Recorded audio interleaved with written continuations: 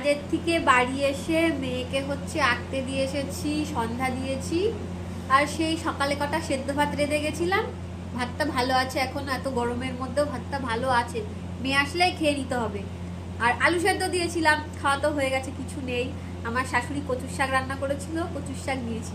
চলো এবার পাশের বাড়ি যাই। পাশের বাড়ি এই যে বাকিটা দেখছো, এটা নিয়ে যাচ্ছি। পাশের বাড়ি গিয়ে মাংস রান্না করেছে, তাই মাংস আনতে যাচ্ছি। বাটি নিয়ে এসেছি ফ্রেন্ডস, দেখো একটা বাটি নিয়ে গেছিলাম, 2 বাটি তরকারি পেয়ে গেছি। এখন বাড়ি যাব, আর এখন তাড়াতাড়ি করে ভাতটা খেয়ে নেবো, নাহলে ভাতটা কিন্তু নষ্ট হয়ে যেতে পারে। তো চলো খেতে বসে পড়েছি। আর এই দেখো মোটামুটি কচুর শাক সব দিয়ে খাওয়া হয়েই গেছে, এখন শুধু মাংসটা দিয়ে ভাত খাওয়াবো। এরকম কিন্তু প্রতিদিন হলে ভালোই হয়, বেশ রান্না করা লাগবে না, কেউ রান্না করে দিয়ে যাবে, কিন্তু এটা হয় না, এটা মাঝে মাঝে হয়, সেটা আমার বোঝা উচিত। আমিও পাগল হয়ে গেছি পুরো। আজকে একটু সকাল সকালই খাওয়া দাওয়া হয়ে গিয়েছে।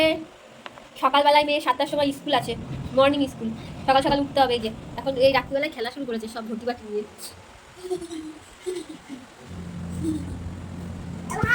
তো মাংস হাঁড়ির মধ্যে, ছোলাগুলো ভাজা ছোলাগুলো পড়েছে, ওটা হচ্ছে ভাত।